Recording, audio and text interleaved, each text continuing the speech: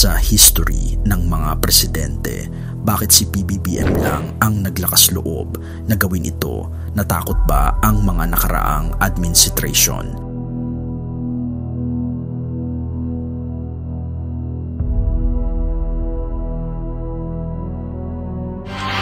Kung hindi sira o bumigay, hindi naman mahagilap ang 5 flood control project sa Nauhan Oriental Mindoro na pinondohan ng kabuuang mahigit 1 bilyong piso.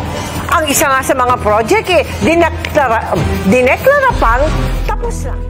Pag naririnig natin ang mga salitang flood control, ang unang pumapasok sa isip ay tapos na, kumpleto na, wala nang problema.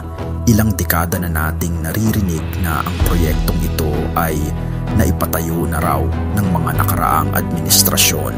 Pero bakit hanggang ngayon lumulubog pa rin ang mga syudad? Maraming pangulo ang dumaan, maraming proyekto ang ipinangako, maraming milyong piso ang inilaan.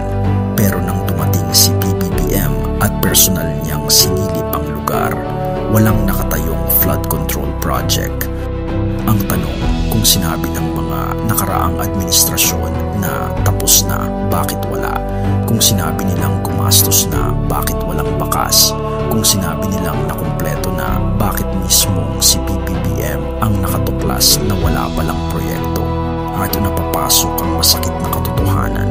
Ilang presidente ang nagdaan, pero bakit walang naglakas loob na ilantad ang totoo? Takot ba sila? Kompromiso ba ito? O may mas malalim na dahilan na hindi nila gustong malaman ng taong bayan? Ang pagkakaiba, si PBBM ay pwedeng sumunod na lang sa script ng mga nauna. Bago natin ipagpatuloy kaibigan, siya nga pala ang Great Controversy na isa sa mga pinaka-kontrobersyal na libro dahil tumutukoy ito sa mga propesiya sa libro ng Daniel at Revelation na nagaganap na sa panahon natin ngayon bago ang pagdating ng ating Panginoong Diyos ay pinamimigay na namin ng libre sa pamamagitan ng PDF. At ito ay nasa limited lamang na panahon, kaya i-click mo sa description sa baba upang ma-avail mo kaibigan ang napaka-importanteng libro ito na magbubukas sa iyo sa mas maliwanag mong hinaharap. Purihin ang ating Panginoong Diyos at tayo magpatuloy. Pwedeng sumunod na lang sa script ng mga nauna, ngumiti, mag-anunsyo, mag-ribbon cutting at tapos na. Pero pinili niyang magsaliksik, magtanong at magpakita ng ebidensya sa taong bayan kung saan ang iba'y nagkunwari na ayos na ang lahat. Siya'y nagsabi ng, sandali lang, nasaan ang proyekto? Yung mas mabigat, kung totoo na ilang beses nang inilagay sa budget ang flood control, kung totoo na ilang ulit na ring ipinahayag na tapos na raw, sa makatuwid, saan napunta ang pondo? Ito ang hindi masabi ng mga nakaraang administrasyon. Ito ang hindi nila nagawa. Ito ang tinakasan nila. Mamaya na ngayon, kung sa mamunang pagkakataon sa kasaysayan ng mga presidente, may isang leader na hindi natakot tuklasin ang totoo. At ang tanong, kung kaya ni PBBM, bakit hindi nila kinaya noon? Kung nakita ni PBBM ang hindi nila nakita, ibig sabihin ba nito, alam nila pero pinili nilang huwag gawin? Ang sagot ay hindi pa malinaw. Pero isang bagay ang malinaw. Sa dami ng pangakong flood control, iisa lang ang naglakas loob na silipin kung may laman ba o puro hungkag. Arayin, one na for ating isinambaan that will not be disclosed, and nothing concealed that will not be known or brought out into the open. Luke 8:17.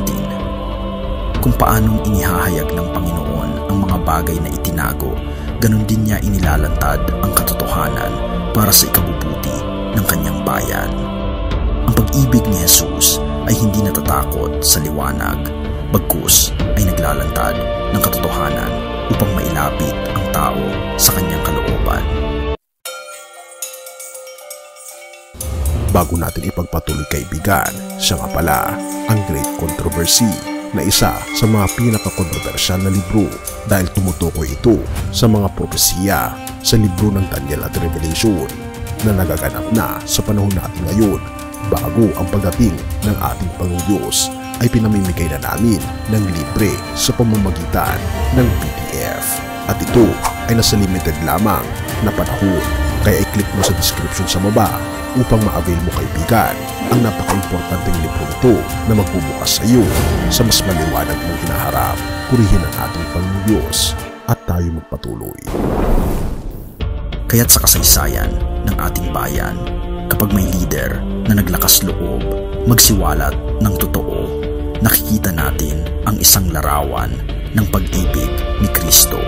Isang pag-ibig na hindi nagtatago, kundi nagliligtas, naglilinis, at nagtatama. Tayo'y manalangin. Panginoong Hesus, salamat po sa iyong pag-ibig na laging naghahayag ng liwanag sa gitna ng dilim.